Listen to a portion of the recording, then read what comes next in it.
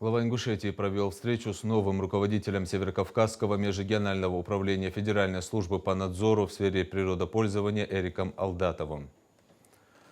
Махмуд Али Калиматов поздравил его с назначением и пожелал успехов в работе. В ходе встречи были рассмотрены направления, по которым будет осуществляться совместная работа органов власти республики и надзорного ведомства в области охраны окружающей среды.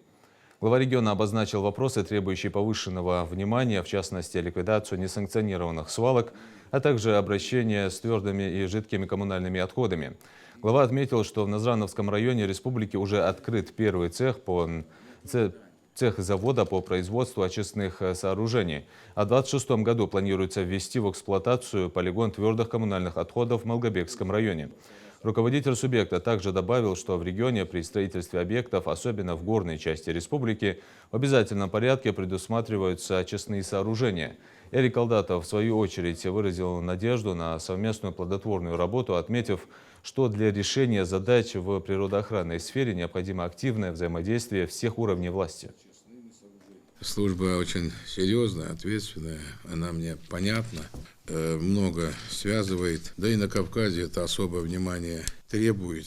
Такая природа, экология, и нам нужно обязательно вот за этой ситуацией следить, чтобы ухудшений не было. Цех уже работает у нас 3-й год, да, очистных сооружений.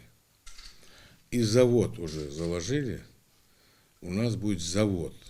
Ни одно здание, которое строится, или дом, имеется в виду, вот, особенно Жарасский район, мы не позволяем без очистных сооружений. Мне нужно практику поднять, я имею в виду административку. Вот, насколько она качественна. Проанализировали вообще практику их. Я хотел бы, чтобы вот с вашим приходом необходимость будет, наверное, еще встретиться. Беда, что у нас частное владение, они все сливают куда попадь. Потом, у нас нет специального полигона жидких бытовых отходов. Того, как у нас будет организовано взаимодействие с регионом, все-таки зависит и не только результативность, но самое главное, и это влияет на жизнь людей. Вот моя задача в первую очередь все-таки качественное взаимодействие в регионе